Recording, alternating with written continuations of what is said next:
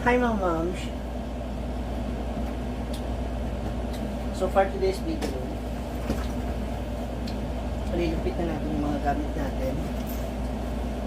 Ayusin na natin yung mga gamit na dadalhin natin sa Bicol. So I have my things here. Aking mga outfit. Mga possible things na what are those things? Why is there's a line here? Yung mga lang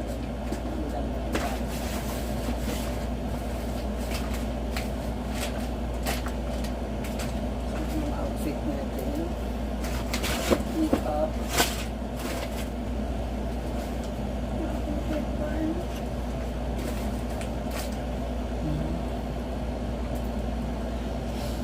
Si Melmar kasi nakaayos na yung mga gamit niya sa yung akin na lang tsaka kay Brenda. Kailangan natin maitabi, maiayos sa maleta.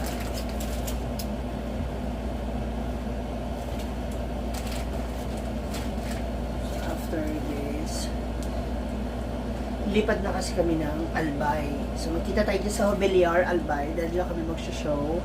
Magkita-kita po tayo.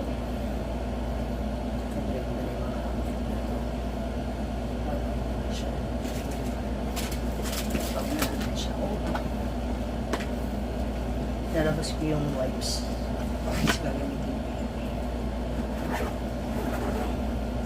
At yung sando na gagamitin ko for tomorrow.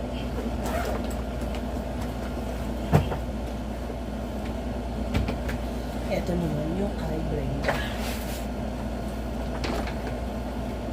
So since medyo marami siyang tanong, may avocado.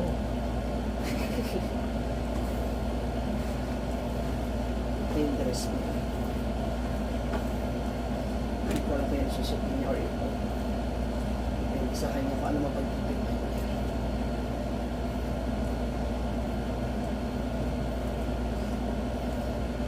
So, mostly, ito talaga yung mga laman ng damit niya. Pambahay, pang show. Yung kanyang boots, nandito. Tapos, alam niyo ba mga moms, may kasalanan ako. Hindi lang niya ako talaga napagalitan sa simula. Kasi iniiwan ko yung plancha ng buhok na ginagamit niya pag nag-show. Plancha ko po yun. Pero since ako yung may gamit, hindi ko siya nadala. So, baka malamang doon ako bibili sa Bicol para may magamit. At meron na rin akong gamit dito sa Manila na plancha. Sumasamahin ko yung mga gamit niya. Nalabahan namin ito kanina. Good thing. May dryer sila chinito. Kaya, ang bango at natuyo agad yung gamit namin. Tsaka, shoutout nga pala sa pamilya nila Chinito, no? Sa pagpapatuloy sa amin dito, sa pag-welcome sa amin, no? Napaka-warm. Thank you so much. Really appreciate it. Sobra.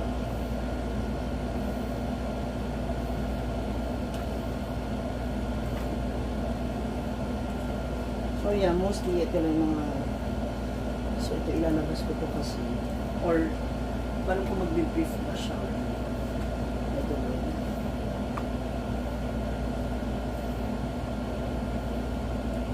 Bahala siya kung anong trip. Basta yung mga ganito. So ayun, medyo napapressure din kami pala. Kaming dalawa. Sabi niya nga sa akin kanina, kaya ba natin? Dalawa lang tayo. Sabi ko, oo naman, kaya natin. Kaya mo yan, sabi ko sa akin. Ikaw pa? Ganon. Ikaw pa kaya mo yan. Kaya bukas, mag-ano kami, magre-ready kami, mag-uusap pa kami. Kung ano pa yung mga possible namin pwedeng gawin during our show. Para nasa ganun, wala kami kaba. Ito yung swimsuit niya.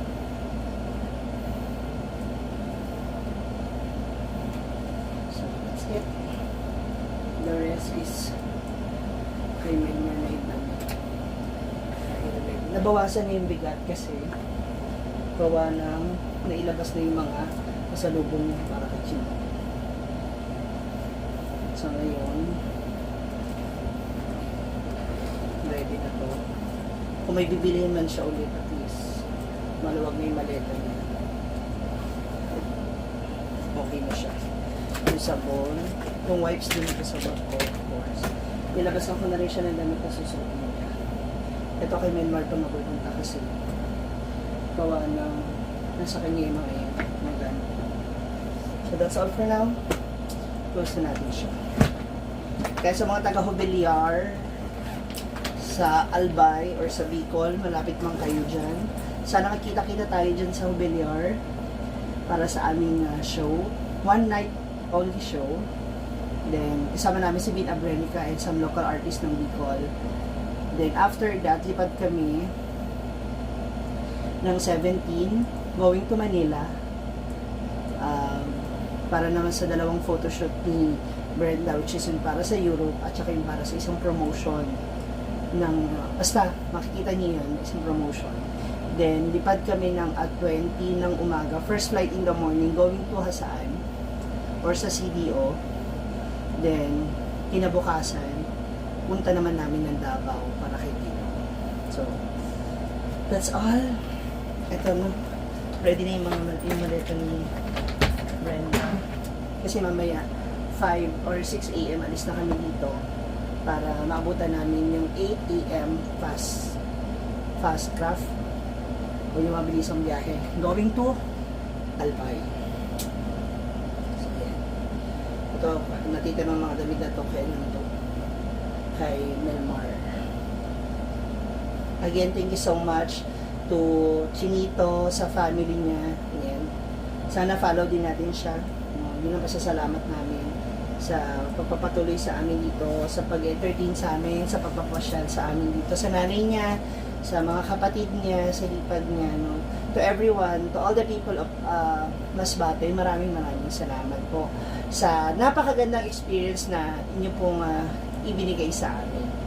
No? May avocado pa. So again, maraming salamat. Don't forget to like, share, and subscribe, and follow my page, Ma'am Shi G, sa aking Facebook and YouTube account. And to everyone na nandito, please don't skip the ads and share this video. Thank you!